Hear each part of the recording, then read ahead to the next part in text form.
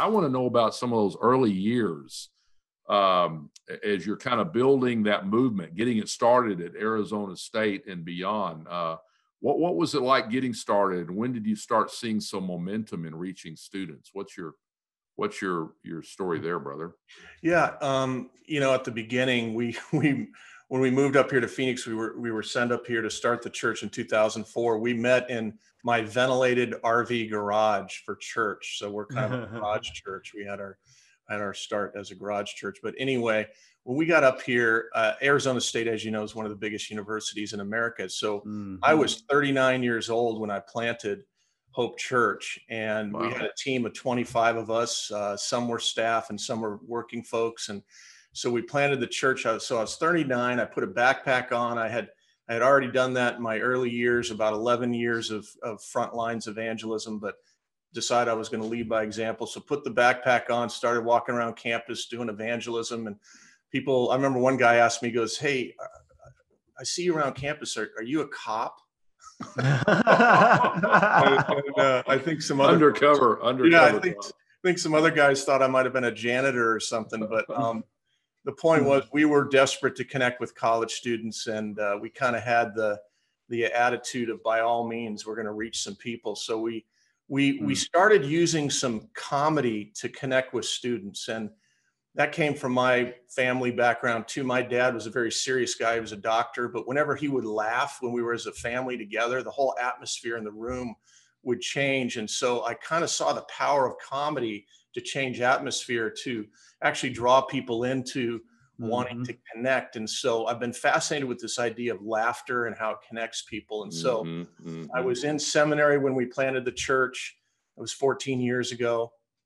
I was working hard. I remember writing a 33-page paper on teaching the Bible over spring break while my kids were playing football outside, going, "Dad, will you come out and play with us?" So I was like, I don't know if I can plant a church, go to seminary, and keep my family together at the time. So I dropped out of seminary, and I went to comedy school, and I found out they were teaching the same thing. Awesome. And so the guy that did the school here in Scottsdale has a 2-semester school, and he wrote for Jay Leno back in the day. So he did this. He's a secular guy, but I just wanted to learn the craft. So I went through that and developed a 5-minute stand-up routine, and I got to meet a bunch of people in the Christian comedy world. We started doing what we call outlaw comedy shows at Arizona State University. The dean of students was so fired up about it. She said, "What if we got the off-Broadway theater, Grady Gamage Auditorium, for you to welcome freshmen in?" So we had this incredible favor with that dean and the next dean as well. And we welcomed, 20 or 30,000 freshmen over the next 7 or 10 years with comedy, where we would just have the cutting edge comedians come out, do really edgy, funny comedy. It wasn't jokes about John the Baptist and things like that. It was literally really funny club, like these guys are on Comedy Central, things like that. But it was clean. Yeah. And then I would get up with Wendy at the end, and we would just say, "Hey, we're a church. We just wanted to gift you laughter as you showed up here. And if you'd like to visit sometime, there's a bunch of other ministries as well." And so we did that, and it worked great. I think we had hundreds of students come around and check it out. But that, coupled with some other impact events, like my wife had the largest fashion show that she put on called Sun Devils Wear Prada. And then that developed into a program called Pink to Purpose, where she had a former Victoria's Secret model come and share her testimony. And then Survivor became one of our big events. And so events that we do on campus sort of to change the atmosphere. And David French, who writes for the National Enquirer or National Review, there's a big difference between those two. He wrote about, or he said something profound years ago. He said, stigma trumps dogma on college campuses. I was always like, so what is the stigma? The stigma is that Christians don't have fun. They're not relevant. They're just not.